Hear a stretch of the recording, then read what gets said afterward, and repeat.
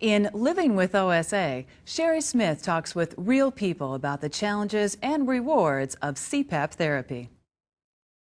I'd like to thank all of you for coming and sharing your experiences with OSA and PAP therapy. We'd like to welcome Lanita and Dave Myers, Raul Guevara, Dr. Matthew Abraham, Peggy Jennings, and Dee Stanley. What impact has PAP therapy had on your life? It's the best thing that could have happened. It's the best thing that could have happened to me. I'm healthier. I feel better when I wake up in the morning. You know, it's great. It's a feeling I haven't had in a long time. And I don't wake up tired. I don't wake up cranky. And, you know, I'm ready to do whatever I need to do for the day. It makes you a better father because you want to play with your kids. You've heard the stories about leave me alone, I just want to sleep, or go get a toy, I'll play with you later. And when you're not just wanting for sleep all the time, makes you a better father, makes you a better husband, makes you a better employee on the job. And then all of a sudden it's a good cycle that perpetuates itself. And then you realize, I think, that this is what normal life is supposed to be like and what you'd been missing out all of that time. I was one of those that was dragging, kicking, and screaming and convinced that I was fine. And now I just swear by it. Yeah, I can't say enough good things about the way I feel and how we get along now, so it's great. So Lanita, as a spouse though, how did that affect you? And it changes him and us as a unit, that he has the ability now to actually have extra time to spend with us and doing activities, and he's much more active than he ever was prior to being on his sleep apnea machine. What advice about mask comfort would you give to a person who's just starting CPAP therapy? Oh. Look at the faces. It improves over time. I mean, what I tell my patients that it takes commitment, persistence, and consistency. They have to do it every day, because the more you do it, the more you tolerate if you're having difficulty. And in my case, it took some time. So you have to be repetitive. For the person that has it, think of the outcome, think of the result. All right, don't think of the nuisance, the minor irritations, the problems. Think about what disease could you be fortunate enough to be diagnosed with that all I have to do is at night put a mask on my face. Okay, it's not something I got to take significant medication. It's not something that I have to worry about dying from if I wear my therapy. This can not only make your life come back, it can prevent you from having a difficult life down the road.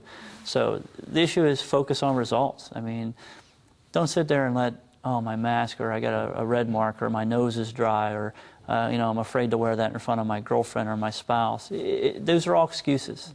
Think of what it's going to do for the rest of your life.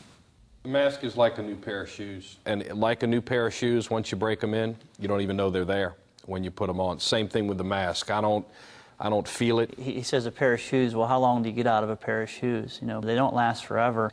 But if you have a mask that works great, and then you're 4, 5, 6, 7, 8 months down the road, and it's not working quite as great, and you're adjusting the headgear and stuff, chances are it's time for a new mask. Sometimes new users have the tendency of pulling the mask straps too tightly.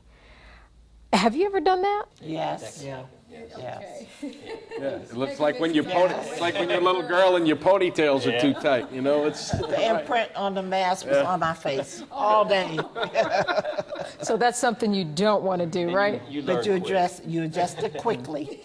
Tighter is not better. Let's put it that way. Tighter is not better. And you'll know pretty quickly, and you'll adjust appropriately. And how do you, when you say you'll know, what do you mean? Like you'll find some discomfort, and you'll just relax the tension a little bit, and then the air will still be sealed, and there won't be a leak. So you'll figure out what pressure what tightness you need around that. how tight you got them shoes laced.